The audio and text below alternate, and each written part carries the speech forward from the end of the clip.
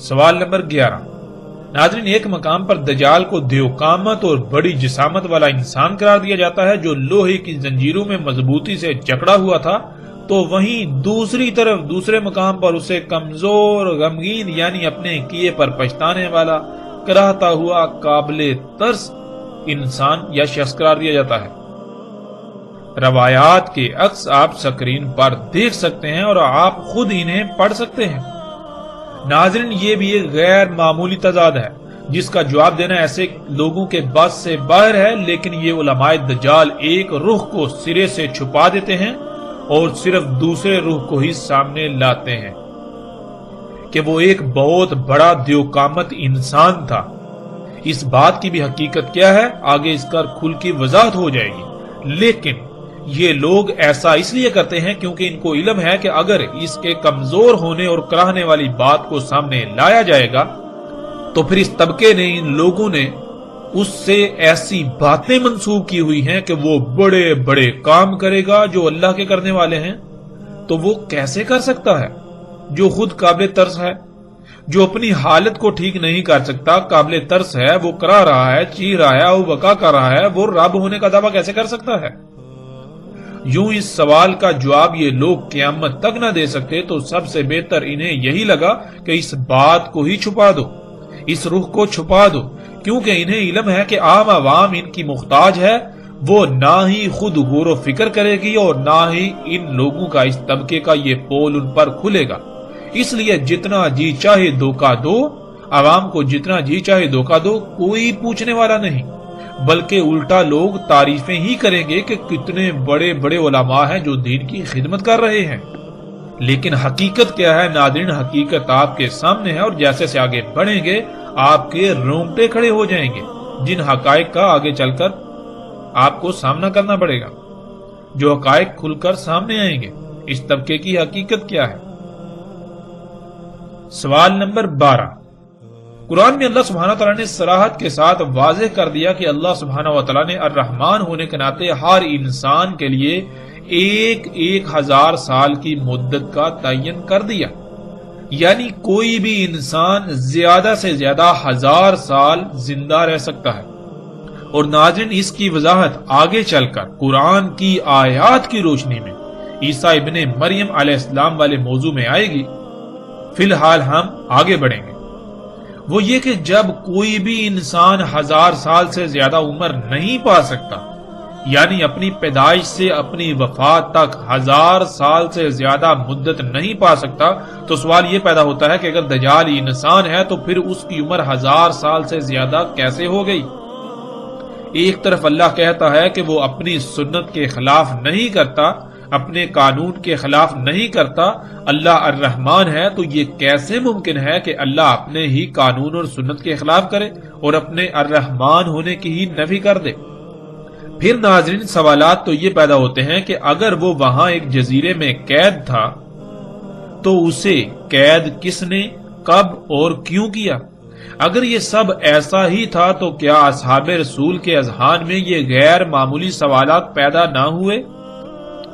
کیا انہوں نے اللہ کے نبی محمد صلی اللہ علیہ وآلہ وسلم سے ایسے سوالات نہ کیے کہ یا رسول اللہ صلی اللہ علیہ وآلہ وسلم، اس کو قید کب کیا گیا، کس نے قید کیا اور کیوں قید کیا، اسے قتل ہی کیوں نہ کر دیا گیا؟ کیونکہ جس نے قید کیا اسے اس کی حقیقت کا علم تھا تو قید کیا نا۔ اور پھر جب کہ وہ وہاں قید تھا تو اصحاب رسول ابن سیاد کے دجال ہونے کی قسمیں کیوں کھاتے تھے؟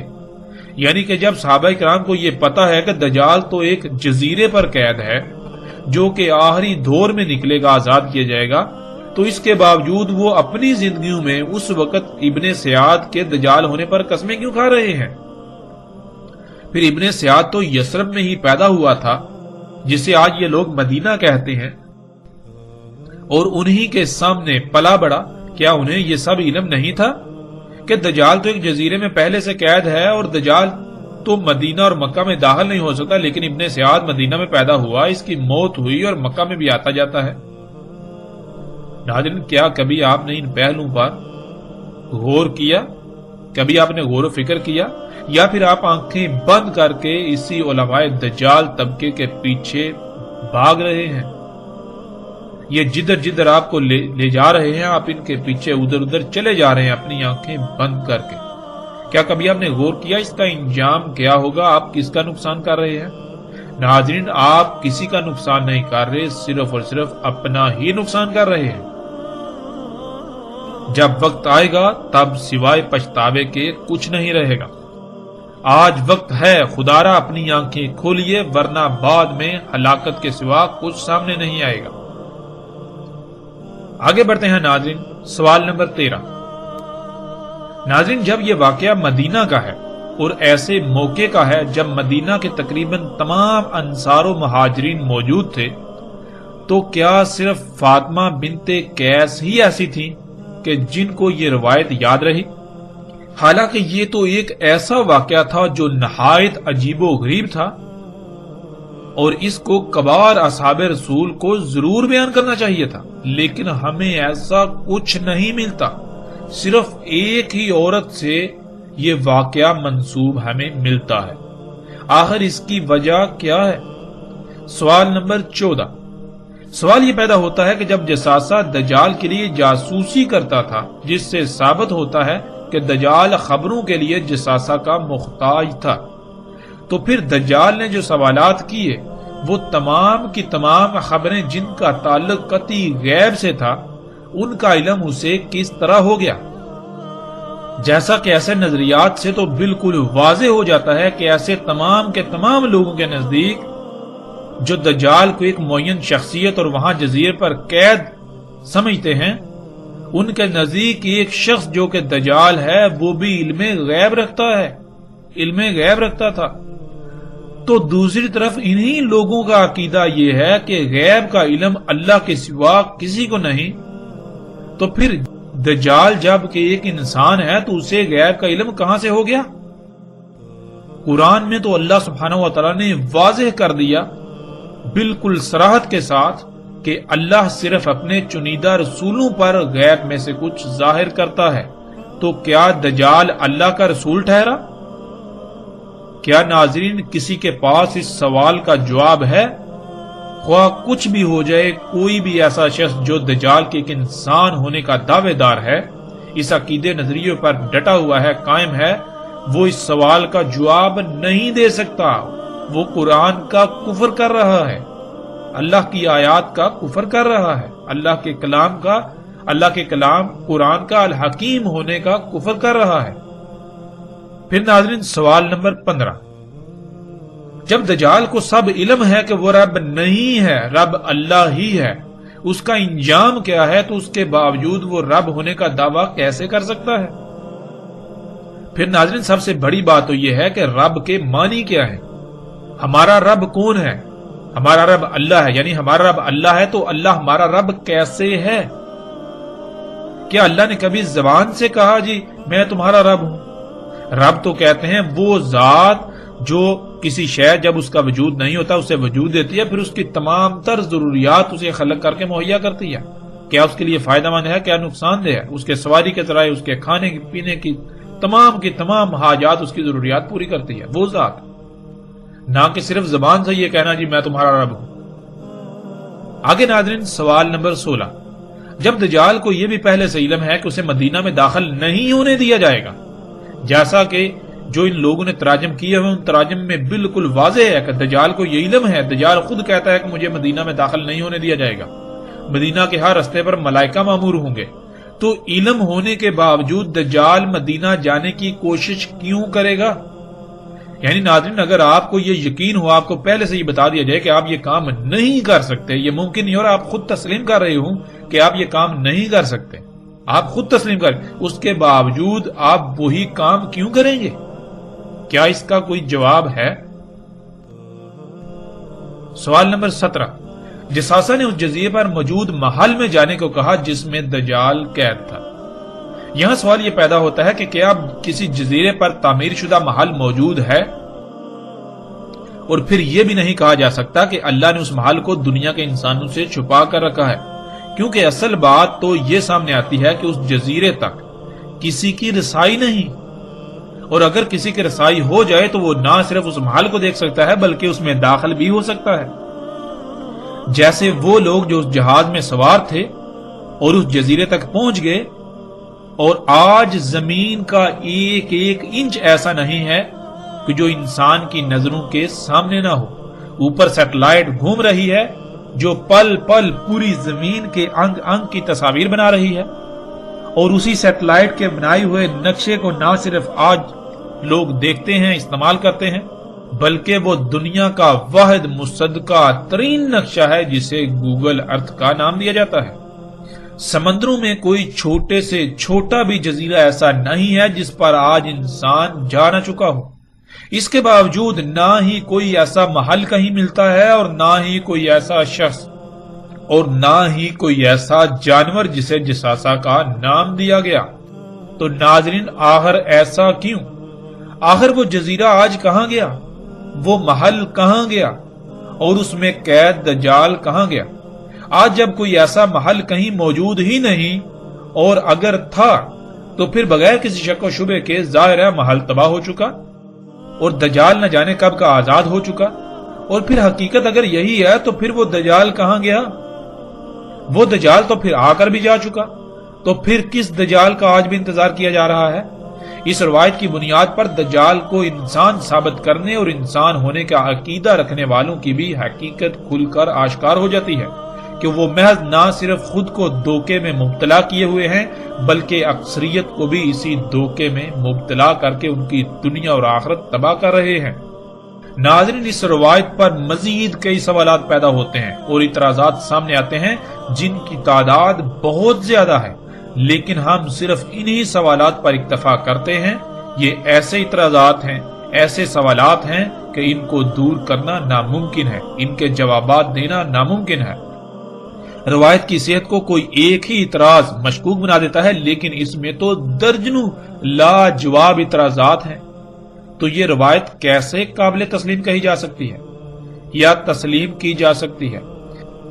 ان اعتراضات کی روشنی میں اس روایت کی اہمیت بالکل صفر ہو جاتی ہے، لیکن اس کے باوجود ہم اس روایت کی اصل حقیقت پر ضرور روشنی ڈالیں گے تاکہ حق کھل کر واضح ہو جائے اور کسی کے پاس کوئی عذر، شک یا شبہ وغیرہ نہ رہے۔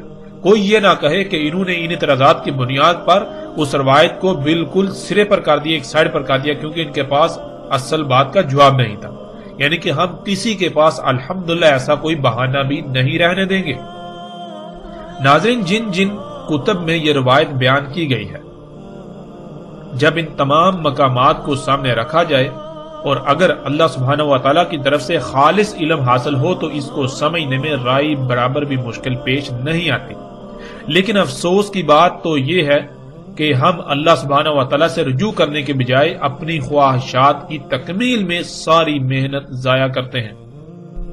لوگ حق کی تلاش کی بجائے جو ان کے اپنے نظریات ہوتے ہیں، جو ان کے اپنے عقائد ہوتے ہیں، انہیں علم ہوتا ہے کہ یہ باطل نظریات و عقائد ہیں، اس کے باوجود وہ اپنے باطل نظریات کو ہی حق ثابت کرنے اور دوسروں پر زبردستی مسلط کرنے کی کوشش میں لگے رہتے ہیں۔ ان تمام تر سوالات کے برعکس ناظرین، اب ہم آتے ہیں اس روایت میں جو واقعہ بیان ہوا اس کی حقیقت کی طرف۔ ناظرین، حقیقت یہ ہے کہ ایسا واقعہ ضرور پیش آیا، البتہ وہ کس کے ساتھ پیش آیا یہ ایک الگ بحث ہے، لیکن جب غور کیا جائے تو یہ واقعہ تمیم داری رضی اللہ تعالیٰ عنہ کے ساتھ ہی پیش آیا، نہ کہ ان کے علاوہ کسی اور کے ساتھ۔ جب ہم آگے بڑھیں گے، ذوالقرنین علیہ السلام کے موضوع پر جب بات ہوگی، یاجوج اور ماجوج کے موضوع پر بات ہوگی، تو پھر مزید ہم پر حقائق کھل کر سامنے آئیں گے جن کی روشنی میں بھی اس روایت کی حقیقت مزید واضح ہو جائے گی کہ ذوالقرنین علیہ السلام کون تھے۔ آگے آئندہ ایک ساتھ میں اس پر تفصیل سے بات ہوگی کہ ذوالقرنین سلیمان علیہ السلام تھے جنہوں نے ایک نہیں بلکہ 3 رکاوٹیں بنائی تھیں، 3 جو سد ہیں وہ تعمیر کی تھی۔ سب سے پہلے انہوں نے مغرب میں، جسے برمودا ٹرائینگل کے نام سے جانا جاتا ہے، وہاں ایک نحاس کی سد بنائی تھی، رکاوٹ بنائی تھی۔ نحاس کہتے ہیں جیسے یہ زمین کی مقناطیسی کشش ہے اس کو، پھر دوسری مشرق میں جسے شیطانی اسلحہ یا ڈریگن ٹرائی اینگل کے نام سے جانا چاہتا ہے، جو کہ جاپان کے سمندر میں واقع ہے، وہاں ذوالقرنین سلیمان علیہ السلام نے ایک سد بنائی نحاس سے، وہ مادی نہیں یعنی غیر مادی تھی۔ تیسری، ان دو رکاوٹوں کے درمیان اس مقام پر جہاں دو چٹانوں کے درمیان ایک درہ تھا اس کو بند کیا۔ ناظرین، اس پر تفصیل کے ساتھ آگے چل کر بات ہوگی ذوالقرنین علیہ السلام اور یاجوج اور ماجوج کے موضوع پر آئندہ ایک ساتھ میں۔ مغرب اور مشرق والی صدعین یعنی دو رکاوٹیں مادی نہیں تھیں بلکہ وہ غیر مادی تھیں جن کو نحاس کہا گیا۔ نحاس بالکل ایسے ہی مقناطیسی قوت یا کشش کو کہتے ہیں جیسے مقناطیسی قوت زمین مسلسل پیدا کر رہی ہے، جس مقناطیسی قوت کی وجہ سے نہ صرف ہر شے زمین کی طرف کھینچی ہوئی ہے بلکہ اسی قوت کی وجہ سے زمین کے گرد 7 مختلف تہوں پر مشتمل ایک حصار قائم ہے جنہیں زمین کے 7 آسمان کہا جاتا ہے۔ زمین کی مقناطیسی قوت کا ایک نارتھ یعنی شمال پول ہے اور ایک ساؤتھ یعنی جنوبی پول ہے۔ زمین کی مقناطیسی قوت کے شمال اور جنوب پول کی وجہ سے کمپاس کی سوئی کا رخ شمال اور جنوب کی طرف رہتا ہے، کیونکہ کمپاس میں موجود مقناطیسی ٹکڑا جس پر سوئی چپکی ہوتی ہے اس کو دونوں طرف سے زمین کی مقناطیسی قوت مخالف سمت میں دھکیلتی ہے۔ جیسے مقناطیس کے دو ٹکڑوں کو ایک ہی سمت میں آمنے سامنے لایا جائے تو ایک دوسرے کو دور دھکیلتے ہیں، بالکل اس طرح کمپاس میں موجود مقناطیسی ٹکڑا اس ٹکڑے کو دونوں طرف سے زمین کی مقناطیسی قوت مخالف سمت دھکیلتی ہے، جس سے اس کا رخ شمال اور جنوب کی طرف ہو جاتا ہے اور سوئی وہیں ٹھہر جاتی ہے۔ لیکن اگر کمپاس کسی ایسی جگہ پر رکھا جائے جہاں زمین کی مقناطیسی قوت کے علاوہ ایک اور مقناطیسی قوت موجود ہو، بالکل وہی مقناطیسی قوت جو زمین سے نکل رہی ہے، جو زمین کی مقناطیسی قوت ہے، لیکن اس کا رخ زمین کی مقناطیسی قوت کے متضاد ہو یعنی اس کا مشرق اور مغرب پول ہو، تو کمپاس کی سوئی کسی ایک جگہ پر نہیں ٹھہرے گی بلکہ وہ تھرتھرانا شروع کر دے گی، وہ پزل ہو جائے گی، کیونکہ زمین کے مقناطیسی قوت اسے کہہ رہی ہے کہ تم نے اپنا رخ شمال اور جنوب کی طرف کرنا ہے، لیکن جو دوسری مقناطیسی قوت اس مقام پر موجود ہے جس کا پول مشرق اور مغرب ہے، وہ کیا کہے گی، وہ اسے حکم دے گی، وہ اس کے اوپر دباؤ ڈالے گی، تم نے اپنا رخ جو ہے مشرق اور مغرب کی طرف کرنا ہے۔ اب دونوں کے درمیان وہ پزل ہو جائے گی، اس طرح جو کمپاس کی سوئی ہے وہ تھرتھرانا شروع کر دے گی۔ ناظرین، اب تصور کیجئے کہ آپ کے پاس ایسی مقناطیسی قوت پیدا کرنے کی صلاحیت ہو اور آپ ایسی مقناطیسی قوت یعنی نحاس خلق کریں جس کا ایک پول مشرق اور دوسرا مغرب کی سمت ہو، یعنی زمین کے پولز کے متضاد ہو، تو زمین کی مقناطیسی قوت اور آپ کی خلق کردہ مقناطیسی قوت کے عین وسط میں اگر کوئی انسان پہنچ جائے یا کوئی بھی شے پہنچ جائے تو وہ شے وقت کی قید سے آزاد ہو جائے گی، اس کے لیے ماضی حال مستقبل ختم ہو جائے گا۔ اگر آپ اس نقطے پر پہنچ جائیں تو آپ وقت کی قید سے آزاد ہو جائیں گے اور آپ ماضی حال یا مستقبل کو جاگتے ہوئے ایسے دیکھ سکیں گے جیسے انسان رات کو خواب میں کچھ دیکھتا ہے، یعنی آپ بالکل ایک ایسی کیفیت میں چلے جائیں گے جیسے کہ آپ خواب دیکھ رہے ہوتے ہیں، لیکن حقیقتاً وہ خواب نہیں ہوگا، آپ حقیقتاً وہ سب کچھ دیکھ رہے ہوں گے لیکن وقت کی قید سے آپ آزاد ہو چکے ہوں گے۔ اور جب آپ اس نقطے سے اس مقام سے باہر نکلیں گے تو آپ اسی وقت میں آ جائیں گے، یعنی بالکل سیم وہی وقت ہوگا جس وقت میں آپ اس نقطے میں داخل ہوئے تھے، یعنی وقت گزرا ہی نہیں ہوگا۔ اور ناظرین، اس بات کو دنیا کا کوئی ایسا سائنسدان بھی غلط ثابت نہیں کر سکتا جو ایسے پروجیکٹ پر کام کر رہا ہے، اور اس پر اس وقت امریکہ، روس، جاپان اور چین بہت شدت سے کام کر رہے ہیں۔ الٹا یہ ان کے لیے ایک عظیم راز ہے، عظیم راز سے پردہ اٹھنا ہوگا، لیکن اس راز کے کھلنے سے اب ان کو کوئی فائدہ نہ ہوگا کیونکہ اب تباہی سر پر آ چکی ہے۔ ناظرین، تمیم داری رضی اللہ تعالیٰ عنہ مشرق کی طرف ڈریگن ٹرائی اینگل میں اپنے جہاز میں سفر کر رہے تھے اور وہیں ان کا جہاز گم ہو گیا اور وہ اس نقطے میں داخل ہو گئے تھے جو ذوالقرنین سلیمان علیہ السلام کی خلق کردہ نحاس یعنی مقناطیسی قوت اور زمین کی مقناطیسی قوت کا عین وسط تھا۔ جب اس نقطے میں داخل ہوئے تو وہ وقت کی قید سے آزاد ہو گئے اور انہوں نے مستقبل کو اپنی آنکھوں سے جاگتے ہوئے بالکل ایسے دیکھا جیسے کہ آپ خواب دیکھتے ہیں۔ آج جو کچھ ہو رہا ہے وہ سب انہوں نے اپنی آنکھوں سے دیکھا۔ بالکل ایسے ہی جیسے کہ خواب دیکھا جاتا ہے، یعنی کہ جیسے آپ خواب دیکھتے ہیں بالکل اس طرح انہوں نے مستقبل کو اپنی آنکھوں سے دیکھا۔ وہ اس وقت عیسائی تھے اور یہی ان کی محمد صلی اللہ علیہ وآلہ وسلم پر ایمان لانے کی بھی وجہ بنی۔ جو کچھ انہوں نے اپنی آنکھوں سے دیکھا تھا، یعنی ان کے ساتھ جو واقعہ پیش آیا تھا، وہ اگر کسی سے بھی بیان کرتے تو اس وقت کوئی بھی ایسا شخص نہیں تھا جو ان کی اس بات کو سمجھنے کی صلاحیت رکھتا سوائے محمد رسول اللہ صلی اللہ علیہ وآلہ وسلم کے۔ بلکہ اگر وہ کسی سے ایسی بات کرتے بھی تو ان کو پاگل کہا جاتا اور ان کا مذاق اڑایا جاتا اور ان کو تحقیر کا نشانہ بنایا جاتا، کیونکہ یہ بات کسی کی عقل میں آنے والی نہیں تھی۔ لیکن تمیم داری رضی اللہ تعالیٰ عنہ کو اس کا علم تھا کہ جو وہ دیکھ چکے ہیں، یعنی جو مستقبل انہوں نے اپنی آنکھوں سے دیکھا ہے، جو مستقبل کا مشاہدہ کر چکے ہیں، واحد محمد صلی اللہ علیہ وآلہ وسلم ہی ایک ایسی شخصیت ہیں جو نہ صرف اللہ کے رسول ہیں بلکہ ان کی بات کو سمجھنے کی صلاحیت رکھتے ہیں۔ اسی وجہ سے جب وہ واپس پہنچے تو سیدھے رسول اللہ صلی اللہ علیہ وآلہ وسلم کو یہ سارا قصہ سنایا، یہ سارا واقعہ سنایا کہ انہوں نے مستقبل کو اپنی آنکھوں سے دیکھا کہ دنیا کے کیسے کیسے حالات بدلیں گے، اور بالآخر دجال یعنی ٹیکنالوجی، جنہیں آج مشینیں اور جدید ایجادات کا نام دیا جاتا ہے یا نام دیے جاتے ہیں، پوری دنیا کو اپنے لپیٹ میں لے لے گا۔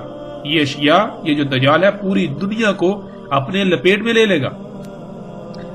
رسول اللہ صلی اللہ علیہ وآلہ وسلم یہ سارا واقعہ سننے کے بعد تمیم داری رضی اللہ تعالیٰ عنہ کو سب کے سامنے لائے اور ان کو سب کے سامنے واقعہ بیان کرنے کا کہا۔ لیکن اس سے پہلے رسول اللہ صلی اللہ علیہ وآلہ وسلم نے ان کو بتا دیا تھا کہ کیسے الفاظ استعمال کرنے ہیں، کیونکہ اگر جو کچھ دیکھا تھا وہ سب ویسے ہی بیان کیا جاتا تو کسی کی بھی عقل میں بات نہ آتی، کیونکہ اس وقت آج ان ایجادات کے بارے میں تصور کرنا بھی محال تھا۔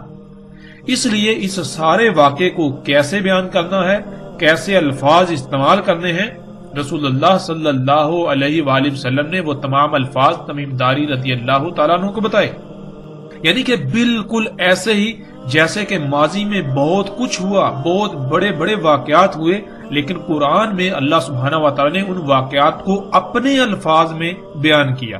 مثال کے طور پر جب قرآن یہ کہتا ہے کہ وہ جو قوم تھی جہاں ذوالقرنین علیہ السلام گئے تھے، جن کو یاجوج اور ماجوج سے بچانا تھا، وہ قوم تو کسی بھی قسم کی کوئی بات سمجھنے کی صلاحیت ہی نہیں رکھتی تھی، وہ بات سمجھنے کے قریب ہی نہیں تھی۔ لیکن اس کے برعکس قرآن میں کیا لکھا ہے؟ قرآن میں تو بالکل واضح لکھا ہے، قالوا یا ذوالقرنین ان یاجوج و ماجوج مفسدون فی الارض، انہوں نے کہا کہ ذوالقرنین، یاجوج اور ماجوج جو ہیں وہ تو زمین میں فساد کرتے ہیں۔ تو پھر انہوں نے یہ کیسے کہہ لیا جب وہ کوئی بات سمجھنے کے قابل ہی نہیں تھے، بات سمجھنے کے قریب، تو انہوں نے عربی میں کیسے کہہ دیا؟ نہیں، یہ ان کے الفاظ نہیں ہیں، بلکہ یہ قرآن میں اللہ کے الفاظ ہیں۔ وہ واقعہ اس وقت جو پیش آیا، اللہ سبحانہ و تعالیٰ نے قرآن جو کہ اللہ کا کلام ہے اپنے الفاظ میں اسے بیان کیا۔ تو بالکل ناظرین اسی طرح وہ جو واقعہ تمیم داری رضی اللہ تعالیٰ عنہ کے ساتھ پیش آیا، رسول اللہ صلی اللہ علیہ وآلہ وسلم نے تمیم داری رضی اللہ تعالیٰ عنہ کی یہ رہنمائی کی کہ لوگوں کو یہ واقعہ کن الفاظ میں بتانا ہے، تاکہ انہیں نہ تو کسی قسم کی کوئی پریشانی کا سامنا کرنا پڑے اور نہ ہی ان کے لیے یہ گمراہی کا باعث بنے، بلکہ الٹا یہ جب آئندہ جب دجال آئے گا تو اس وقت کے لوگوں کے لیے یہ بات فائدہ مند ہو۔ اور ناظرین روایت میں استعمال ہونے والے الفاظ یہ سب حقیقت کھول کر بیان کرتے ہیں، جن کا آگے صراحت کے ساتھ ذکر آئے گا۔ جیسے کہ انہوں نے کہا ہم الدین میں داخل ہوئے۔ ناظرین الدیر کے لفظ الدیر کے دو معنی ہیں۔ اس کا ایک معنی ہے ایسا نقطہ یا مقام جو کسی شے کو تسلسل کے ساتھ اچانک انتہائی تیز رفتار سے باہر نکال دے، مثلا جیسے بندوق سے فائر کیا جاتا ہے تو گولی کے خول سے اچانک اس کا سکہ انتہائی تیز رفتاری سے باہر نکل جاتا ہے اور مسلسل آگے سفر کرتا ہے۔ اور ناظرین لفظ الدیر کے دوسرے معنی ہے ہر طرف سے بند ایک سرنگ کے، یعنی کہ ہر طرف سے بند جیسے کوئی غار ہوتا ہے، لمبا غار، لمبائی پر مشتمل، جیسے کوئی سرنگ ہوتی ہے جو ہر طرف سے بند ہو۔ اب ناظرین یہاں ہم پہلے معنی کو لیں گے اور اس کے بعد آگے جا کر دوسرے معنی کو بھی لیں گے۔ الدیر یہی وہ مقام تھا جہاں جہاز گم ہونے کے بعد وہ پہنچے، اور اس مقام نے انہیں اچانک باہر نکال دیا، یعنی وہ وقت کی قید سے آزاد ہو گئے، وقت کی قید سے نکل گئے۔ جیسے آپ جب رات کو سوتے ہیں، ناظرین جب غور کریں، جب آپ رات کو سوتے ہیں تو آپ ایک خواب دیکھتے ہیں، خواب کے اندر آپ سالوں کی زندگی گزارتے ہیں، یعنی کہ آپ دیکھیں کہ آپ خواب میں بادشاہ بن گئے، کسی ملک کے سربراہ بن گئے، یا آپ جہاز اڑا رہے ہیں، یا آپ کوئی بھی کام کر رہے ہیں، تو خواب میں آپ ایک لمبی زندگی جی رہے ہوتے ہیں۔ خواب میں آپ دیکھتے ہیں کہ خواب میں آپ کئی سال کا وقت گزارتے ہیں، لیکن جب آپ کی آنکھ کھلتی ہے تو حقیقت کیا نکلتی ہے کہ صرف چند لمحے ہی ابھی گزرے ہوئے ہوتے ہیں، یعنی کہ چند لمحوں میں آپ نے سالوں پر محیط وقت کو ایسے دیکھا جیسا کہ آپ کے ساتھ وہ پیش آ رہا تھا، آپ اس میں موجود تھے۔ ناظرین بالکل اسی طرح الدیر کہتے ہیں ایسے مقام کو، جب آپ ایسے مقام پر پہنچیں تو آپ یہ جو دنیاوی شعور ہے اس سے نکل کر دوسرے شعور میں چلے جائیں، جیسے خواب میں ہوتا ہے۔ آپ چارپائی پہ ہوتے ہیں، سوتے ہیں، تو جب خواب میں بالکل اسی طرح ہو، وہ مقام جو آپ کو ایسی حالت میں دھکیل دے، ایسی حالت میں لے جائے۔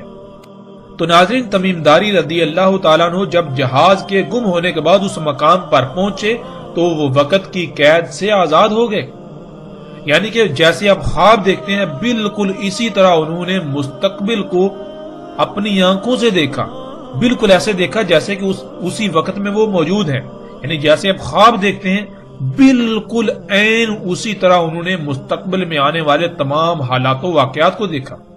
انہوں نے مستقبل کی 14-15 صدیوں کا مشاہدہ کیا جیسے آپ خواب دیکھتے ہیں۔ انہوں نے اس وقت سے لے کر دجال تک کا وقت اپنی آنکھوں سے دیکھا کہ دنیا میں کیا کیا تبدیلیاں رونما ہوں گی، کہ کون کون سی وجوہات دجال کے نکلنے کا باعث بنے گی۔ دجال جو کہ ہر لحاظ سے واضح ہو چکا کہ یہ ٹیکنالوجی ہے، یہ موجودہ ایجادات ہیں، یہ دجال ہے جنہیں انسان اپنے لیے مسیحا یعنی فائدہ مند سمجھتا ہے، آسائشیں سہولتیں سمجھتا ہے، لیکن در حقیقت یہ تمام ایجادات مسیحا نہیں ہے، بلکہ انہی کی وجہ سے دنیا آج ہر طرح کے عذابوں، زلزلوں، سیلابوں، طوفانوں، بیماریوں، تباہیوں، مصیبتوں اور طرح طرح کی آزمائشوں کا شکار ہے، اور اسی کی وجہ سے ساتھ آئے گی، یعنی وہ عظیم زلزلہ آئے گا کہ جس میں تمام کے تمام انسان مارے جائیں گے اور زمین جہنم بن جائے گی۔ رسول اللہ صلی اللہ علیہ وآلہ وسلم کے الفاظ میں انہوں نے اس سارے واقعے کو یوں بیان کیا جسے ہم ایک مثال سے سمجھ لیتے ہیں۔ مثلا کچھ لوگ ہیں جو پہلی بار 1 سے 100 تک گنتی سیکھ رہے ہیں۔ ناظرین تصور کریں باقی سب ابھی 60 پر ہیں، یعنی 60 تک گنتی سیکھ پائے، لیکن آپ ان میں سب سے پہلے 100 تک گنتی سیکھ لیتے ہیں، یعنی کہ آپ نے 100 تک سیکھ لی۔ باقی لوگ ابھی 60 تک پہنچے لیکن آپ 100 تک پہنچ گئے۔ اب آپ اس کو یوں بیان کرتے ہیں کہ میں نے اپنی تعلیم کا سفر کیا، میں نے اپنی تعلیم کا سفر شروع کیا اور کافی آگے گیا تو میری کسی سے ملاقات ہوئی۔ میں نے اس سے پوچھا کہ تم کون ہو؟ اس نے جواب دیا میں 100 ہوں، یعنی 100 کا ہندسہ ہوں، اور ان قریب میں تمہارے سامنے آ جاؤں گا۔ اب 100 کا ہندسہ یہ بتاتا ہے کہ وہ کب تک سامنے آئے گا، یعنی کیا کیا اس سے پہلے ہونا لازم ہے کہ وہ اس کے بعد سامنے آئے گا۔ 100 کا ہندسہ اب آپ سے پوچھتا ہے کیا تم نے سکول میں داخلہ لے لیا؟ اب آپ جواب دیتے ہیں ہاں۔ اب وہ پھر آپ سے سوال کرتا ہے کیا حقیقتاً ایسا ہو چکا، یعنی آپ داخلہ لے چکے؟ آپ آگے سے جواب دیتے ہیں ہاں ایسا ہو چکا، میں سکول میں داخلہ لے چکا۔ اس نے پھر پوچھا کیا 1 آ گیا؟ آپ نے کہا ہاں وہ تو آ چکا۔ اس نے پھر پوچھا کہ 10 آ گیا؟ آپ نے جواب دیا ہاں 10 بھی آ چکا۔ اس نے پھر سوال کیا کیا 60 آ گیا؟ آپ نے جواب دیا ہاں وہ بھی آ چکا۔ اس نے پھر پوچھا کیا 70 آ گیا؟ اب آپ نے جواب دیا کہ نہیں وہ ابھی تک نہیں آیا۔ تو اس نے کہا کہ اب ان قریب وہی آئے گا، یعنی کہ اب ان قریب 70 آئے گا، اس کے بعد 80 آئے گا، پھر اس کے بعد 90 آئے گا۔ جب 90 آ جائے گا تو میرا سامنے آنے کا وقت بالکل قریب آ جائے گا، اور جب 99 آ جائے تو اچانک میں بھی سامنے آ جاؤں گا، لیکن جب تک 99 نہیں آتا تب تک قانون میں مجھے سامنے آنے کی اجازت ہے ہی نہیں۔ ناظرین، اس مثال کو بار بار سنیے اور اس میں غور کیجئے۔ اگر آپ نے اس مثال کو سمجھ لیا تو تمیم داری رضی اللہ تعالیٰ عنہ والے واقعے کی ساری حقیقت آپ کے اوپر کھل جائے گی۔ یہ مثال اس واقعے کی ساری حقیقت کو کھول کر رکھ دے گی اور بہت ہی آسانی سے سارا واقعہ بالکل سمجھ آ جائے گا۔ بالکل یہی کہا تمیم داری رضی اللہ تعالیٰ عنہ نے کہ ان کی ملاقات دجال سے ہوئی، انہوں نے دجال کو دیکھا۔ دجال کو آپ اس مثال میں 100 کا ہندسہ تصور کر لیں، جیسے آپ کی 100 کے ہندسے سے گفتگو ہوئی، بالکل ویسے ہی دجال کے ساتھ تمیم داری رضی اللہ تعالیٰ عنہ کی گفتگو ہوئی۔ یعنی حقیقتاً ایسی کسی گفتگو کا کوئی وجود نہیں ہے، ایسی کوئی گفتگو نہیں ہوئی، بلکہ ان کے ساتھ جو واقعہ پیش آیا، جو انہوں نے مستقبل کو اپنی آنکھوں سے دیکھ لیا، جو کہ باقی ابھی نہیں دیکھ سکتے، باقی جیسے انسان آئیں گے وہ دیکھیں گے، لیکن وہ پہلے ہی وہ سارے حالات و واقعات دیکھ چکے۔ اس سب کو سامنے عام سطح پر بیان کرنا تھا تاکہ اصل مقصد سب سمجھ جائیں، تو اس کو اس طرح حکمت کے ساتھ بیان کیا کہ دجال آئے گا، لیکن کب آئے گا؟ تمیم داری رضی اللہ تعالیٰ عنہ نے باقی سب سے پہلے ہی اسے دیکھ لیا۔ رسول اللہ صلی اللہ علیہ وآلہ وسلم کے بتائے ہوئے الفاظ میں انہوں نے بتایا کہ انہوں نے سوال کیا کہ کیا عربوں میں نبی آ گیا؟ ہم نے کہا ہاں آ گیا۔ اس نے پھر سوال کیا کیا انہوں نے اس کی اطاعت کی یا نافرمانی؟ ہم نے کہا اطاعت کی۔ دجال نے کہا اسی میں ان کے لیے خیر ہے۔ اب یہاں یہ ذہن میں رکھیں، دجال خیر نہیں بلکہ شر اکبر ہے۔ دجال سے بڑا شر اور کوئی نہیں ہے۔ جب سے انسانوں کو دنیا میں لایا گیا تو اس نے کہا کہ اسی میں ان کے لیے خیر ہے۔ اس کا مطلب یہ ہے کہ جب تک محمد رسول اللہ صلی اللہ علیہ وآلہ وسلم کی اطاعت ہوگی، انہی کی لائی ہوئی دعوت پر عمل کیا جائے گا، یعنی دنیا کو فطرت پر رکھا جائے گا، اسی میں انسانوں کے لیے خیر ہوگی۔ دجال نہیں نکل سکے گا جب تک رسول اللہ صلی اللہ علیہ وسلم کی دعوت کے مطابق دنیا کو فطرت پر رکھا جائے گا تو دجال نہیں نکل سکے گا، جس سے لوگوں کو نقصانات نہیں ہوں گے۔ دجال تب ہی نکلے گا جب محمد رسول اللہ صلی اللہ علیہ وآلہ وسلم کی نافرمانی کی جائے گی، جب اس دین کو چھوڑ دیا جائے گا جو محمد رسول اللہ صلی اللہ علیہ وآلہ وسلم نے واضح کیا تھا، دین فطرت۔ محمد رسول اللہ صلی اللہ علیہ وآلہ وسلم نے اور اللہ نے قرآن میں دنیاوی مال و متاع کو دھوکے کا سامان قرار دیا اور اس کے قریب بھی جانے سے منع کر دیا اور اس سے دور رہنے کا بار بار حکم دیا۔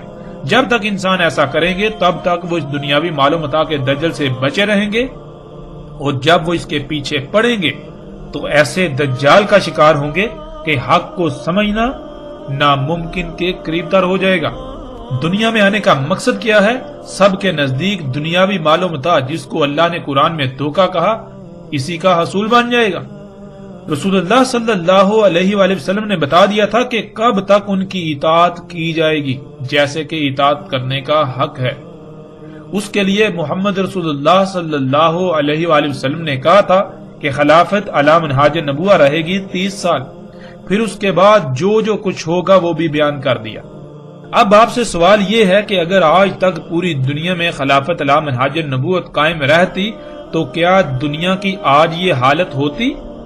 دجال نکل سکتا تھا؟ یعنی یہ موجودہ ٹیکنالوجی جو شرع اکبر ہے، جو شرک اکبر ہے، انسان یہ کر پاتا؟ ہرگز نہیں کر پاتا۔ تو یہی انہوں نے کہا محمد رسول اللہ صلی اللہ علیہ وآلہ وسلم کی اطاعت میں ہی خیر ہے۔ جب ان کی نافرمانی کی جائے گی تو یہی وجہ بنے گی دجال کے نکلنے کی۔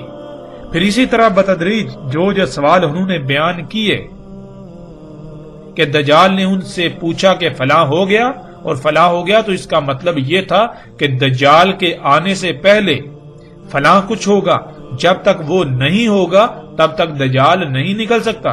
یعنی جن وجوہات کی بنا پر ٹیکنالوجی، یہ جدید ایجادات جو کہ دجال ہیں وجود میں آئیں گی، دجال وجود میں آئے گا، جب تک وہ عوامل وقوع پذیر نہیں ہوتے تب تک دجال نہیں آ سکتا۔ جیسے مثال کے طور پر 10 کا ہندسہ ہے تو 10 کا ہندسہ آنے کے لیے پہلے 1 آتا ہے، پھر 2 آتا ہے، 3 4 5 6 7 8 9 پھر جا کے 10 آتا ہے۔ جب تک 1 نہیں آئے گا 2 کیسے آ سکتا ہے، 2 نہیں آئے گا 3 کیسے آ سکتا ہے، 3 نہیں آئے گا 4 کیسے آ سکتا ہے۔ اس طرح جب تک کہ 10 کے پیچھے جو عوامل ہیں جب تک وہ عوامل نہیں وقوع پذیر ہو جاتے تب تک وہ 10 کیسے آ سکتا ہے۔ ناظرین، پیچھے جو ہم نے مثال بیان کی اس میں اور جس طرح تمیم داری رضی اللہ تعالیٰ عنہ نے یہ واقعہ بیان کیا، اس میں کوئی فرق نہیں، ایک رائی برابر بھی فرق نہیں ہے۔ اگر آپ نے اس مثال کو سمجھ لیا تو آپ نے اس واقعہ کی حقیقت کو سمجھ لیا۔ جیسے آپ نے باقی سب ابھی 60 پر ہیں تو 100 تک گنتی سیکھ لی اور ایک مثال کی شکل میں باقیوں کو بتایا، بالکل اسی طرح تمیم داری رضی اللہ تعالیٰ عنہ کو اللہ سبحانہ و تعالیٰ نے اس وقت مستقبل دکھا دیا، جیسے آپ خواب دیکھتے ہیں، یہ دجال دکھا دیا، تو انہوں نے پھر ان الفاظ میں اس واقعے کو بیان کیا۔ ناظرین، اس کی مزید تصدیق روایات میں آنے والے الفاظ خود بخود کرتے ہیں۔ ابھی ہم صرف اور صرف اللہ کے فضل سے نہ صرف ان الفاظ کو سامنے رکھیں گے بلکہ ان الفاظ کو کیسے توڑ مروڑ کر امت کو دھوکہ دیا جاتا رہا، انسانیت کو دھوکہ دیا جاتا رہا، اور دھوکہ دینے والوں کا بھی پردہ چاک کریں گے۔ اس کے باوجود اگر کوئی حق کی بجائے گمراہی کا سودا کرتا ہے تو حق آ جانے کے بعد ہی کرے گا، اور اس کے پاس روز معاشر کوئی عذر نہیں ہوگا کیونکہ اس پر حجت پوری ہو چکی۔ ناظرین، اس وقت سکرین پر آپ کو ابو داؤد کی روایت نظر آ چکی ہے۔ اس میں یہ ہے کہ پس جب رسول اللہ صلی اللہ علیہ وآلہ وسلم صلاۃ مکمل کر چکے بیٹھے رہے منبر پر اور ہنس رہے تھے، کہا سب انسانوں کے لیے لازم ہے کہ اپنی اپنی جگہ پر بیٹھے رہیں۔ پھر کہا کیا تم لوگ جانتے ہو تمہیں کیوں جمع کیا؟ انہوں نے جواب دیا اللہ اور اس کے رسول کو علم ہے۔ رسول اللہ صلی اللہ علیہ وآلہ وسلم نے کہا میں نے تمہیں رہب یا رغبت دلانے کے لیے جمع نہیں کیا، اور لیکن تمہیں اس لیے جمع کیا کہ تمیم داری ایک نصرانی شخص تھے، پس وہ میرے پاس آئے، پس میری بیعت کی اور خود کو میرے حوالے کر دیا، یعنی سرنڈر کر دیا، اور مجھے بیان کیا ایک حادثہ، یعنی ایک واقعہ جو اس کے ساتھ پیش آیا، اس نے وہ میرے ساتھ بیان کیا جو بالکل ویسا ہی ہے جیسا میں تم سے بیان کر چکا ہوں دجال کے بارے میں۔ یعنی یہاں یہ بات بالکل واضح ہو جاتی ہے کہ رسول اللہ صلی اللہ علیہ وسلم یہ کہہ رہے ہیں کہ تمیم داری رضی اللہ تعالیٰ کے ساتھ جو حادثہ پیش آیا، یعنی جو واقعہ پیش آیا، وہ بالکل ویسا ہی ہے جیسا میں تم سے بیان کر چکا ہوں دجال کے بارے میں۔ یعنی کہ دجال کے بارے میں جو تمہیں جو کچھ بتا چکا ہوں بالکل وہی سب کچھ تمیم داری رضی اللہ تعالیٰ کے ساتھ وہ پیش ہے، ان کے ساتھ یہ واقعہ پیش ہے، انہوں نے سب دیکھا۔ انہوں نے مجھے بتایا کہ وہ سوار تھے سمندری کشتی میں لخم اور جزام کے 30 افراد کے ساتھ، بس انہیں آ لیا لہر انہیں، اور مہینہ بھر موجوں میں گرے رہے، اور سورج کے غروب ہونے کے وقت ایک جزیرے کی طرف جا لگے۔ پس چھوٹی کشتی میں سوار ہوئے، پس داخل ہوئے جزیرے میں، انہیں ملا دابا، بڑی دم والا اور بہت زیادہ الشعر والا، یعنی ہر طرف سے پینٹ کی تہ چڑھا ہوا۔ انہوں نے کہا ویل ہو تیرے لیے، کون ہے تو؟ اس نے جواب دیا میں جساسا ہوں۔ اس شخص کی طرف چلو جو اس ہر طرف سے بند سرنگ میں ہے، پس اس میں کچھ شک نہیں اسے تمہاری خبر کی شدید چاہت ہے۔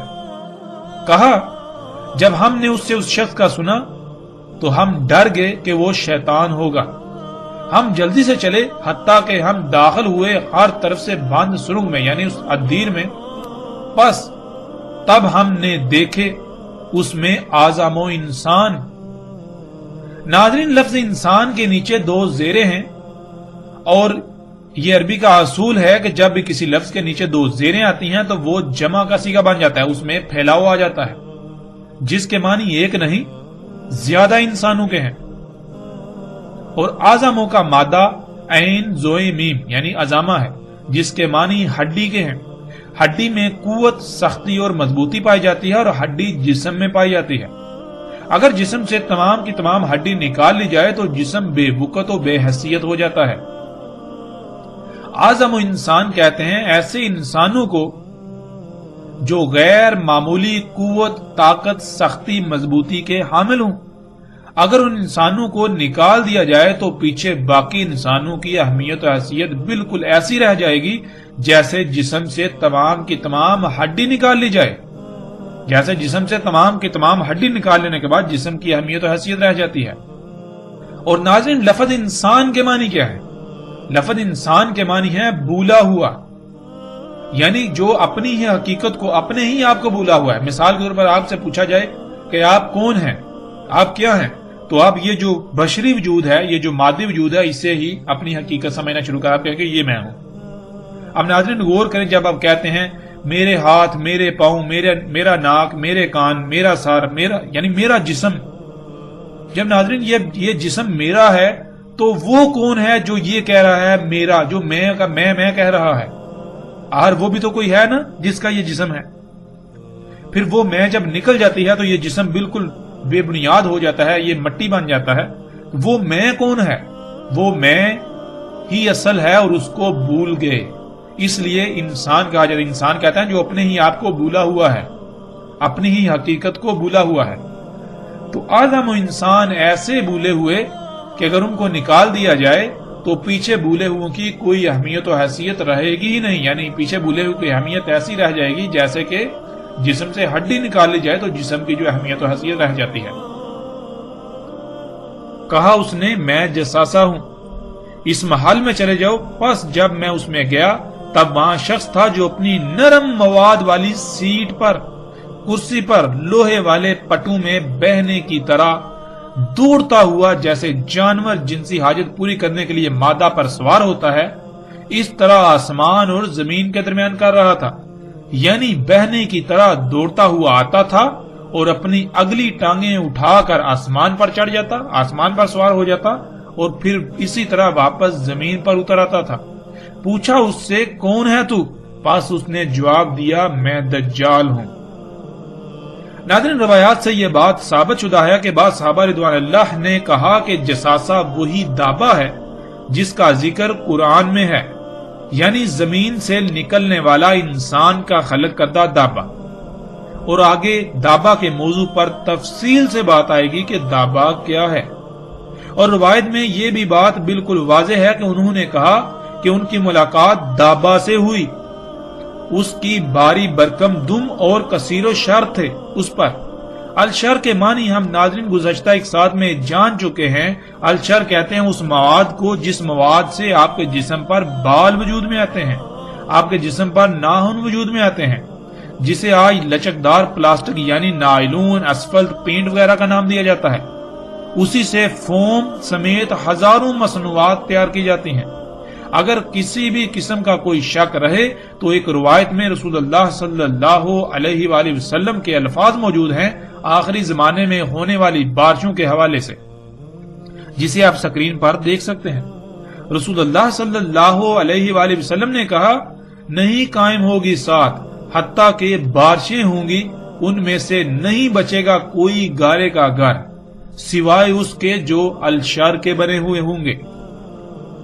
اسی طرح ناظرین ایک اور روایت بھی ہے جس کا مفہوم کچھ یوں ہے کہ رسول اللہ صلی اللہ علیہ وآلہ وسلم نے کہا کہ ان بارشوں میں سے کوئی گھر نہیں بچے گا جس کی چھت سلامت رہے سوائے ان گھروں کے جن کی چھتیں الشر کی بنی ہوئی ہوں گی، جس کا ترجمہ یہ کیا جاتا ہے کہ جن گھروں کی چھتیں بالوں کی بنی ہوئی ہوں گی وہ چھتیں بچ جائیں گی، وہ گھر بچ جائیں گے، باقی سب گھر جو ہیں ان بارشوں میں بہ جائیں گے۔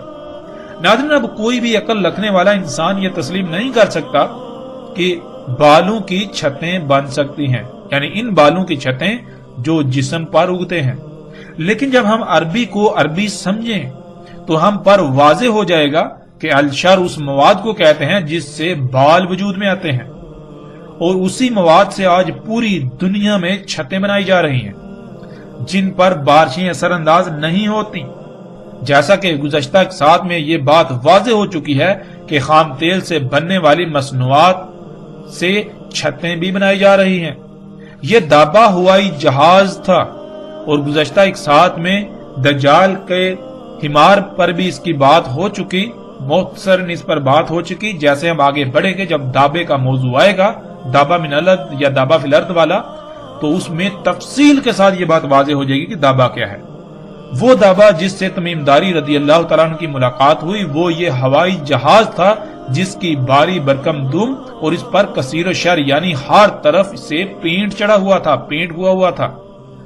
اب ناظرین اس کو یوں سمجھ لیں، اس مثال میں کہ آپ کی ملاقات 99 سے ہوئی، تو 99 نے آپ سے کہا آگے چلو، جو آگے ہے اس سے تمہارا انتظار ہے۔ تو جیسے ہی آگے گئے تو آگے 100 کے ہندسے سے ملاقات ہوئی۔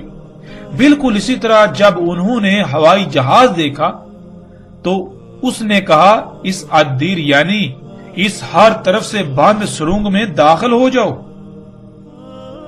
کہیں پر اسے عدیر یعنی ہر طرف سے بند سرنگ کہا گیا ایک مقام پر، اور کہیں یعنی دوسرے مقام پر اسے قصر یعنی محل کہا گیا۔